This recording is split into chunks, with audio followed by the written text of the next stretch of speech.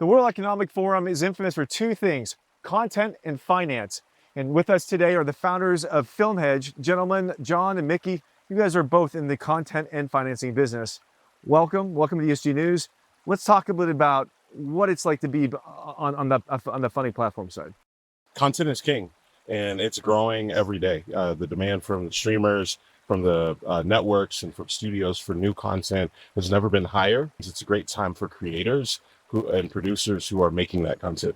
As John said, with content being king, there's a lot of need for capital. And what we realized is that if we could facilitate bringing capital to the content space, but helping them to understand the space a little bit better, we can put ourselves in a really good position to create a platform to bring multiple types of lenders to the content space. So as Matt said, we've brought, groups from institutions down to high net worth individuals who all like the space, but they've just never really had a way to access content. And we've actually created that on their behalf. I mean, we enable all types of content to be created, but really the problem that we solve is how do we make film and TV finance attractive to institutional investors? A lot of them view it as risky, but what we do at FilmHedge is de-risk film and TV. We do that by providing debt financing against collateralized receivables.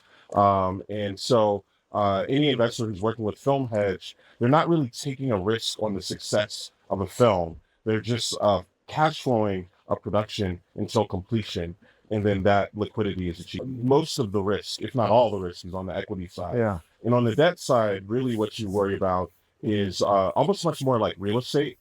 If the project is completed, then the buyer takes over the asset, and all debt is liquidated. It's the exact same in film. I think what created all this this myth about it being so risky is that previous to groups like FilmHedge, the only real exposure was equity. So you're betting on a movie being successful. So few movies are successful. Of course, you hear about the ones that are, but you don't hear about the tons and tons of movies that aren't. Most aren't aware that there is the opportunity to access film and TV content via the form of debt. And that's what we've been spending the last couple of years doing, is making people aware that there is the ability to get exposure to this space, just not in the form of equity, which is inherently risky.